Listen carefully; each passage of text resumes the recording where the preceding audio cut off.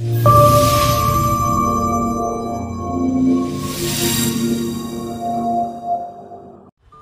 so rasanya dah lama sangat saya tak buat video.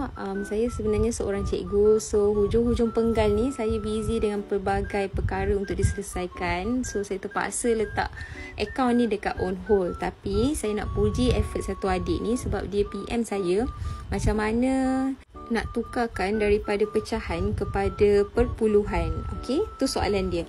Okey, so sebelum saya ajar korang macam nak buat, untuk adik-adik form 1 yang baru nak beli kalkulator tapi tak tahu kalkulator macam mana nak beli, saya akan suggest korang untuk beli kalkulator macam ni.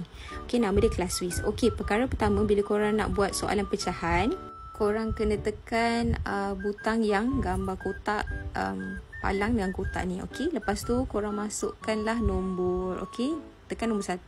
Lepas tu kena tekan anak panah ke bawah, tekan nombor 2. So nak tulis tambah dekat sebelahnya, korang kena tekan anak panah ke kanan. Okey, nampak tak dia dah memanjang macam tu. Okey, lepas tu baru tekan tambah. Okey, lepas tekan tambah, boleh salin yang seterusnya. Ini pecahan bercampur. So pecahan bercampur, dia punya features ada dekat atas kotak tu sahaja. Nampak tak dia susun macam tu. Okey, tu pecahan bercampur. So apa-apa sahaja berwarna kuning, korang nak tekan, kena tekan shift dahulu baru boleh tekan dia. Okey, so nampak tak dah keluar. So bila dah keluar, korang bolehlah terus masukkan nombor. Okey, masukkan 2. Nak pergi kotak sebelah, tekan anak panah ke kanan, tekan 1. Nak pergi kotak ke bawah, tekan anak panah ke bawah, tekan 3. Okey, lepas tu tekan sama dengan. So korang akan dapat 17/6. Okey, ni jawapan dalam bentuk pecahan tak wajar sebab kepala besar, badan kecil. So untuk ClassWiz, kalau korang nak tukarkan dia kepada perpuluhan ataupun kepada pecahan bercampur, korang kena gunakan button ni, SD. Okey, so macam biasa, apa-apa sahaja yang berwarna kuning, awak nak tekan, kena tekan shift dahulu baru boleh tekan dia. So saya nak tukarkan kepada pecahan bercampur. Shift, tekan SD, korang akan dapat jawapan macam ni.